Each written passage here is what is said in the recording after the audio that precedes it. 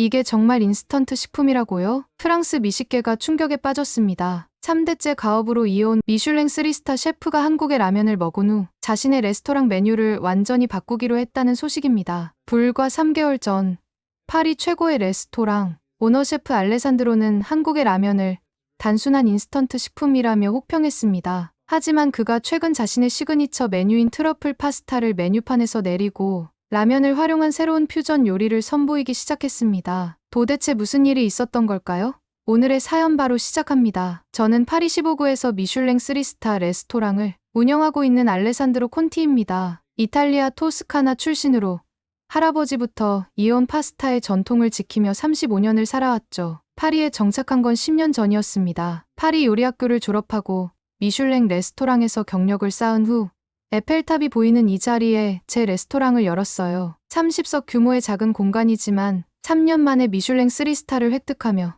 파리 최고의 파스타 레스토랑으로 자리 잡았답니다. 그날도 평소와 다름없는 저녁 서비스가 시작되려던 참이었죠. 20년 단골이신 미식평론가 피에르 뒤부아 씨가 자리에 앉으셨습니다. 그의 평가는 늘 날카로웠지만 공정했고 진심이 담겨 있었어요. 알레산드로, 이번 파스타는 뭔가 다르군요. 그의 말에 저는 긴장했습니다. 할아버지의 레시피 그대로 만든 트러플 파스타였는데 무언가 잘못된 걸까요? 그의 다음 말은 저를 더욱 당황스럽게 했답니다. 요즘 젊은이들이 찾는 한국 라면만큼의 깊은 맛이 나지 않네요. 시대가 변한 걸까요? 순간 제 자존심이 크게 상했습니다. 3대째 이어온 파스타의 맛을 인스턴트 면과 비교한다니요. 하지만 그의 말은 계속해서 제 머릿속을 맴돌았어요. 실제로 최근 6개월 사이 레스토랑을 찾는 젊은 손님들이 눈에 띄게 줄어들었거든요. 다음 날 아침 매출 보고서를 검토하다가 충격적인 사실을 발견했습니다. 파리 15구에 새로 생긴 한국 식당들의 매출은 꾸준히 상승하는데 우리 레스토랑은 전년 대비 20% 감소했더군요. 특히 20, 30세대의 방문이 절반으로 줄었다는 보고를 받았을 때는 등줄기가 서늘했답니다. 호기심에 이끌려 마레지구의 한국 식당을 찾았습니다. 줄을 서서 기다리는 젊은이들을 보며 의아했죠. 그들이 손에 들고 있는 건 하나같이 라면이라는 글자가 적힌 그릇들이었어요. 이게 대체 뭐길래? 한숨을 쉬며 레스토랑으로 돌아오는 길.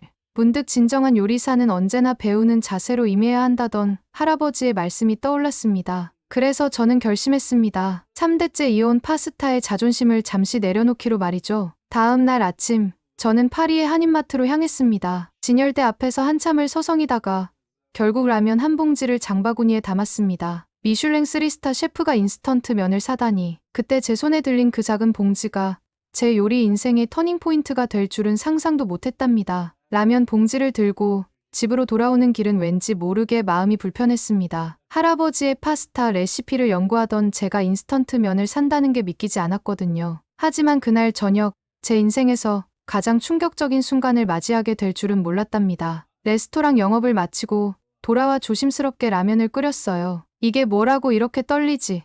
스스로도 우습다고 생각하면서 말이죠. 뜨거운 물을 붓고 3분을 기다리는 동안 문득 20년 전 할아버지께서 처음 파스타를 가르쳐 주시던 순간이 떠올랐습니다. 첫 맛은 충격이었어요. 깊이 있는 감칠맛과 얼큰한 육수, 쫄깃한 면발. 이게 정말 3분 만에 만들어진 음식이라고요? 순간 식은땀이 났습니다. 파스타 면을 삶는 데만 10분, 소스를 만드는 데 4시간이 걸리는 제 시그니처 메뉴가 떠올랐거든요. 다음 날 아침, 파리 말의 지구로 향했습니다. 2000년대 초만 해도 40여 개에 불과했던 한 식당이 지금은 200개가 넘는다는 기사를 봤거든요. 특히 20대들 사이에서 한국 음식이 인기라고 하더군요. 한 한식당 앞에 긴 줄이 늘어서 있었어요. 대부분이 젊은이들이었죠. 옆자리 프랑스 학생들의 대화가 귀에 들어왔습니다. 이번엔 신라면 말고 더 매운맛으로 시켜볼까? 그들에게 라면은 이미 일상이 되어 있었던 거예요. 집으로 돌아오는 길, 근처 까르푸에 들렀습니다. 한국 식품 코너가 따로 있다는 게 신기했죠. 진열대에는 컵라면부터 한국 만두까지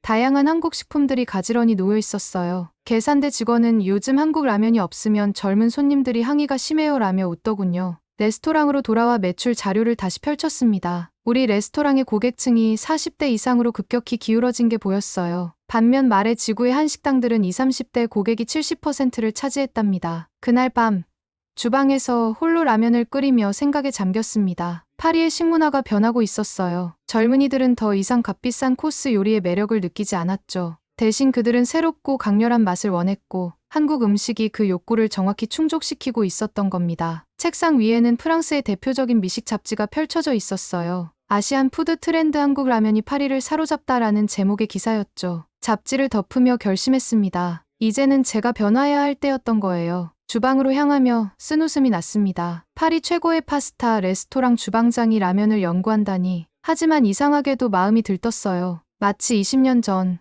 처음 요리를 배우던 그때처럼 말이죠. 내일은 한인마트에 가서 다른 종류의 라면도 사와야겠다고 생각했답니다. 파리의 새벽은 늘 고요했습니다. 레스토랑이 문을 열기 전 저는 주방에서 홀로 라면 연구를 시작했어요. 탕프레르에서 구입한 20여 종의 라면이 제 앞에 가지런히 놓여 있었죠. 한국의 라면들을 하나하나 살펴보는 것부터가 새로운 경험이었답니다. 처음에는 단순했어요. 끓는 물에 면과 스프를 넣고 3분을 기다리는 것. 하지만 미슐랭 셰프의 습관이란 게 무서운 겁니다. 어느새 저는 물의 온도를 재고 면의 탄성을 확인하고 국물의 농도를 체크하고 있었죠. 특히 놀라웠던 건 스프였어요. 프랑스 요리에서는 소스 하나를 완성하는데 최소 4시간이 걸립니다. 하지만 이 작은 스프 봉지는 3분 만에 깊은 감칠맛을 만들어냈죠. 도대체 이게 어떻게 가능한 걸까? 밤새 연구했지만 그 비밀을 알 수 없었답니다. 실험은 계속되었어요. 프랑스산 그리에르 치즈를 넣어보기도 하고 트러플 오일을 한 방울 떨어뜨려 보기도 했습니다. 때론 실패도 있었죠. 푸아그라를 올렸다가 완전히 망쳐버린 적도 있었어요. 하지만 매 실패가 새로운 발견으로 이어졌답니다. 한 달 동안 아침마다 라면을 연구하면서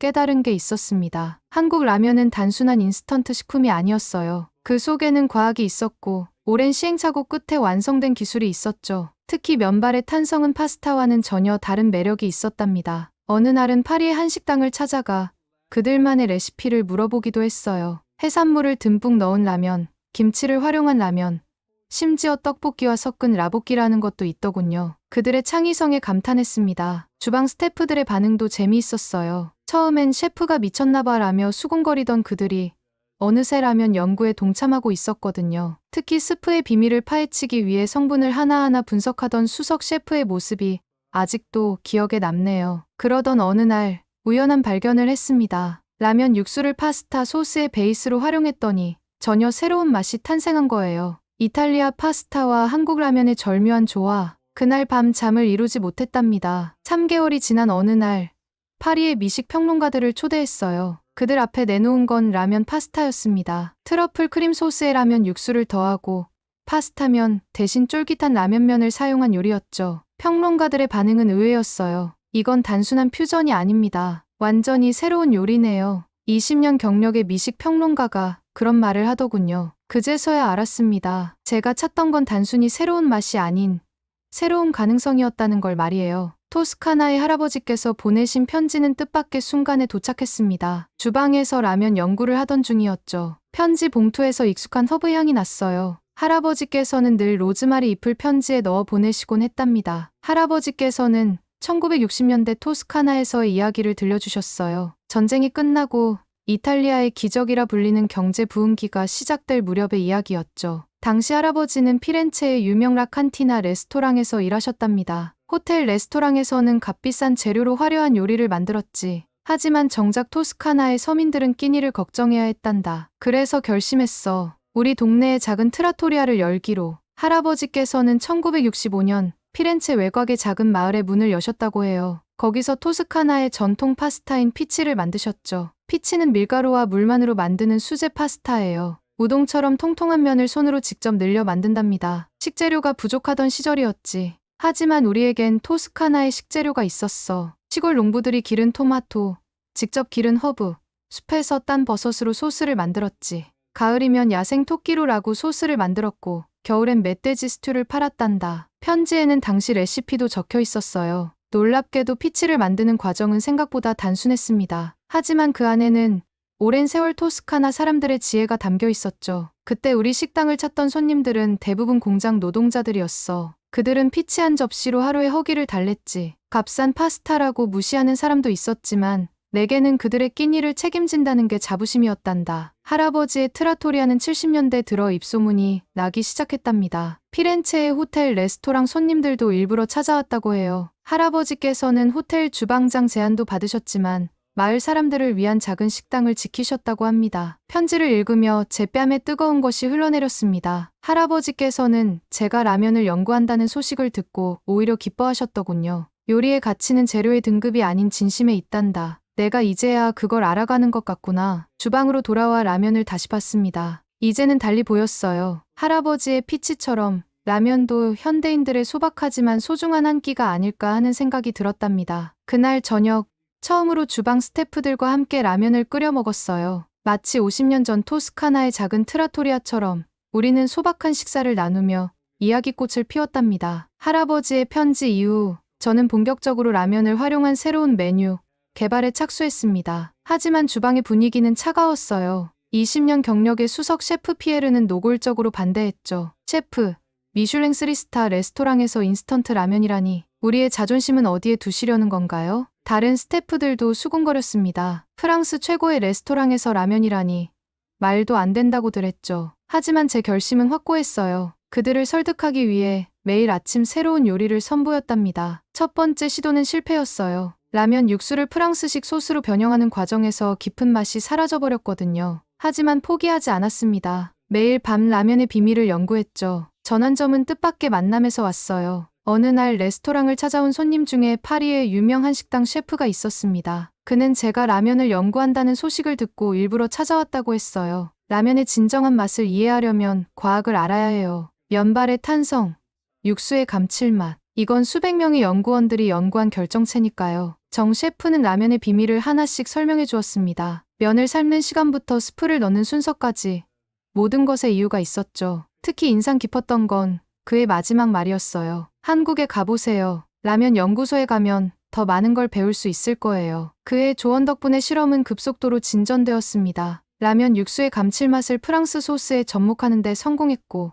면의 식감도 조금씩 개선되었죠. 피에르도 마침내 인정하기 시작했어요. 이건 정말 새로운 맛이네요. 우리가 미처 몰랐던 세계가 있었던 거죠. 연구를 거듭할수록 더 많은 의문이 생겼습니다. 책과 인터넷으로는 한계가 있었죠. 결국 정 셰프의 조언대로 한국식품연구소와 컨택을 시도했어요. 피에르의 표정이 어두워졌습니다. 셰프, 설마 한국에 가시려는 건가요? 계획을 세우는데 한 달이 걸렸습니다. 1월부터 2월까지 파리가 가장 조용한 시기를 택했죠. 주방 스태프들과 일정을 조율하고 겨울 시즌 메뉴도 미리 준비했습니다. 한국의 식품연구소와 미팅 일정도 잡았고요. 모든 준비를 마친 그날 저녁, 평소보다 일찍 서비스를 마쳤습니다. 주방에 남은 스태프들과 함께 마지막 저녁 식사를 했어요. 테이블 위에는 제가 그동안 연구한 라면 요리들이 놓여 있었답니다. 인천공항에 도착한 순간부터 놀라움의 연속이었습니다. 파리의 드골 공항보다 더 현대적인 시설, 완벽하게 정리된 동선. 한국이 이렇게 발전한 나라일 줄은 몰랐어요. 첫 방문지는 한국식품연구원이었습니다. 단순한 연구소를 상상했던 제 예상과 달리 그곳은 마치 미래의 식품 도시 같았어요. 12개의 첨단 연구시설이 한 곳에 모여 있었죠. 이쪽은 저희 품질 안전 라면 하나를 개발하는 데만 평균 1년이 걸리죠. 연구원의 설명을 들으며 라면 제조 공정을 둘러보았습니다. 밀가루 반죽부터 시작해 아변, 제면, 증숙, 유탕, 각 단계마다 수십 명의 연구원들이 데이터를 분석하고 있었어요. 미슐랭 레스토랑 주방과는 전혀 다른 세계였습니다. 오후에는 발효식품연구소에 이동했어요. 된장, 고추장, 간장, 한국의 전통 발효식품들이 현 시설에서 연구되고 있었습니다. 특히 놀라웠던 건 이런 발효식품들이 라면, 육수의 감칠맛과 깊은 연관이 있다는 사실이었죠. 한국 라면의 비결은 전통 발효식품에 있습니다. 수백 년간 이어온 발효의 지혜가 담겨 있죠. 이틀째 되는 날, 국내 최대 라면 회사의 연구소를 방문했습니다. 이곳에서는 하루에만 수십 가지의 새로운 레시피가 개발되고 있었어요. 최첨단 장비들로 가득한 실험실에서 연구원들은 0.1개 차이로도 달라지는 맛을 연구하고 있었답니다. 저녁에는 한국의 유명 셰프들과 만남이 있었어요. 특급 호텔 출신부터 미슐랭 스타 레스토랑 셰프까지 다양한 배경을 가진 셰프들이었죠. 그들과 나눈 대화는 제 시각을 완전히 바꿔놓았습니다. 서양 요리는 재료 본연의 맛을 살리는 게 중요하지만 한국 음식은 발효를 통해 완전히 새로운 맛을 창조합니다. 한 주가 지나고 나니 제가 알던 라면은 정말 빙산의 일각이었다는 걸 깨달았어요. 과학과 전통이 만나 만들어낸 깊이 있는 맛, 수백 명의 연구원들이 매일 연구하는 식품. 라면은 단순한 인스턴트 식품이 아닌 한국 음식 문화의 결정체였던 거죠. 호텔로 돌아오는 길에 피에르에게 전화를 걸었습니다. 자네, 우리가 정말 큰 착각을 하고 있었어. 노트북을 펴고 오늘 본 것들을 정리하면서 이제 겨우 시작이라는 생각이 들었습니다. 한국의 식문화를 제대로 이해하려면 2주로는 턱없이 부족할 것 같았답니다. 한국의 진짜 라면 문화를 알기 위해서는 연구소를 벗어나야 했습니다. 첫 방문지는 홍대라는 곳이었어요. 여기가 진짜 백이 라면 맛집이에요. 현지 친구가 데려간 곳은 20년 경력의 포차였습니다. 아주머니는 능숙한 손놀림으로 라면을 끓이셨어요. 연구소의 정확한 그램 수도, 미슐랭의 정교한 플레이팅도 없었지만 그 맛은 경이로웠습니다. 다음 날은 전혀 다른 곳을 찾았어요. 강남의 프리미엄 라면 전문점이었죠. 랍스터와 전복을 넣은 해물라면, 성게알을 올린 라면. 라면이 이렇게까지 변신할 수 있다는 게 놀라웠습니다. 특히 인상적이었던 건 청국장을 활용한 라면이었어요. 한 젊은 셰프가 발효의 진한 맛을 라면에 접목한 거죠. 프랑스의 치즈 못지않은 깊은 감칠맛이 있었습니다. 프랑스 요리의 섬세함과 라면의 깊은 맛을 접목해보면 어떨까요? 종로의 한 레스토랑에서 젊은 셰프들과 협업이 시작됐습니다. 부야베스의 풍미를 라면, 육수에 접목해보기도 하고 라면을 활용한 프랑스식 소스를 개발해보기도 했어요. 실패도 많았지만 매 시도가 새로운 발견이었답니다. 가장 성공적이었던 건 비빔면을 활용한 파스타였어요. 매콤한 비빔면 소스에 프랑스식 파스타 조리법을 더했더니 전혀 새로운 맛이 탄생했죠. 한국의 젊은 셰프들은 이런 실험을 두려워하지 않았습니다. 마지막으로 찾은 곳은 대학가의 작은 라면 실험실이었어요. 그곳에서 채식 라면부터 디저트 라면까지 학생들의 기발한 시도를 맛볼 수 있었습니다. 그들의 열정과 창의력은 파리의 요리학교 학생들과 닮아 있더군요. 2주간의 라면 탐방은 제 요리 인생을 완전히 바꿔놓았습니다. 라면은 더 이상 단순한 인스턴트 식품이 아니었어요. 그것은 무한한 가능성을 가진 하나의 예술이었죠. 이제는 이 깊어진 맛을 파리에서 어떻게 표현할지 그 생각에 가슴이 설렜답니다. 파리로 돌아온 첫날, 레스토랑 앞에서 한참을 서 있었습니다. 3대째 이어온 클래식한 외관이 이제는 조금 낡아 보였어요. 변화가 필요한 때였죠. 셰프, 정말 모든 걸 바꾸실 건가요? 피에르의 걱정스러운 목소리에 고개를 끄덕였습니다. 한 달간의 리뉴얼이 시작됐어요. 무거운 샹들리에 대신 따뜻한 간접 조명을 설치했고 오크 테이블은 좀 더 모던한 디자인으로 교체했습니다. 주방은 더 큰 변화가 필요했죠. 민재 씨, 이쪽이 당신 작업대예요. 한국에서 영입한 젊은 셰프 민재가 합류했습니다. 프랑스 요리학교를 나온 그는 파리의 미슐랭 레스토랑에서 일한 경력이 있었죠. 무엇보다 라면에 대한 그의 열정이 마음에 들었어요. 새로운 메뉴 개발에는 한 달이 더 걸렸습니다. 트러플 라면 리조또, 푸아그라를 얹은 비빔면 파스타, 랍스터 라면 스프. 프랑스 요리와 라면의 경계를 넘나드는 메뉴들이었죠. 시식회에서 받은 피드백을 바탕으로 계속해서 수정했습니다. 오픈을 일주일 앞두고 파리의 유명 미식 저널리스트가 찾아왔어요. 그는 3시간 동안 모든 메뉴를 꼼꼼히 시식했습니다. 이건 단순한 퓨전이 아닙니다. 프랑스 요리의 새로운 혁신이에요. 그의 기사가 나간 다음 날부터 레스토랑 앞은 젊은이들로 북적이기 시작했습니다. SNS에는 우리 요리 사진이 넘쳐났고 예약은 한 달 뒤까지 꽉 찼죠. 특히 이삽심대 고객이 80%를 차지했어요. 놀라웠던 건 기존 단골 손님들의 반응이었습니다. 처음엔 변화를 걱정하던 그들도 새로운 메뉴의 깊은 맛을 알아봐 주었어요. 미슐랭 평가단도 다녀갔다는 소문이 들려왔습니다. 석 달이 지난 어느 날, 피에르가 주방 한켠에서 혼자 라면을 끓이고 있었어요. 그는 수줍게 웃으며 말했습니다. 셰프, 제가 새로운 메뉴를 하나 개발해보았습니다. 라면 크림 소스를 활용한 건데 주방이 다시 활기를 띠기 시작했어요. 이제는 프랑스 셰프들이 먼저 나서서 라면을 연구했고 민재는 프랑스 소스를 공부했습니다. 서로의 문화를 배우며 우리만의 새로운 요리가 하나둘 탄생했답니다. 첫 번째 미슐랭 평가단이 찾아온 건 겨울이 끝나갈 무렵이었습니다. 익명의 평가원들이었지만 20년 경력의 피에르는 한눈에 알아보더군요. 그날 주방은 그 어느 때보다 조용했어요. 평가단은 우리의 새로운 메뉴를 하나하나 맛보았습니다. 트러플 라면, 리조또부터 발효 버터를 활용한 파스타까지. 그들의 표정에서는 어떤 것도 읽을 수 없었죠. 하지만 접시는 깨끗이 비워졌어요. 변화는 단골 손님들의 반응에서 먼저 느껴졌습니다. 20년간 파스타만 주문하던 듀부아 씨가 이제는 라면 파스타를 즐겨 찾았고 그의 대학생 아들과 친구들도 우리 레스토랑의 새로운 단골이 되었죠. 알레산드로, 당신 덕분에 아들과 함께 식사하는 시간이 늘었어요. 평일 저녁이면 인근 회사의 젊은 직장인들이 찾아왔고 주말이면 데이트를 즐기는 커플들로 레스토랑이 가득 찼습니다. SNS에는 매일같이 우리 요리 사진이 올라왔죠. 할아버지께선 늘 음식은 말이 필요 없다고 하셨죠. 새로 만든 메뉴 사진만 조용히 보내드렸습니다. 미슐랭 발표 날은 서울에 봄비가 내리고 있었어요. 연구소에서 새로운 레시피 테스트를 하던 중이었죠. 피에르의 부재중 전화가 3통 있었습니다. 직접 전화를 걸었더니 그의 목소리가 들떠 있었어요. 셰프, 미슐랭이 우리 레스토랑을 올해의 가장 주목할 만한 발견이라고 평가단이 3번이나 다녀갔대요. 다음날 아침 파리의 주요 미식 매거진들이 일제히 우리 레스토랑을 다뤘다고 합니다. 그건 나중에 알았어요. 전 그날 밤 늦게까지 주방에서 새로운 메뉴를 연구하고 있었거든요. 이제 저는 매달 한 번씩 서울을 방문합니다. 새로운 레시피를 연구하고 한국의 식재료를 발굴하기 위해서죠. 한국의 셰프들과 함께 작은 팝업 레스토랑을 열기도 했어요. 피에르는 농담처럼 말합니다. 셰프, 이제 우리 레스토랑의 평균 연령이 20살은 젊어진 것 같네요. 우리는 더 이상 단순한 파스타 레스토랑이 아닙니다. 전통을 지키면서도 새로운 맛의 세계를 열어가는 곳이 되었어요. 서울과 파리를 오가는 생활이 일상이 되었습니다. 매달 한 번씩 하는 방문이었지만 이번엔 특별했어요. 파리 요리학교 학생들과 함께였거든요. 한국식품연구소에서 진행하는 퓨전 요리 프로젝트의 일환으로 제 학생들이 직접 한국의 식재료를 배우러 왔었죠. 한국의 라면 기업과도 특별한 프로젝트가 시작되었습니다. 그들은 유럽 시장에 맞는 새로운 라면을 개발하고 싶어 했고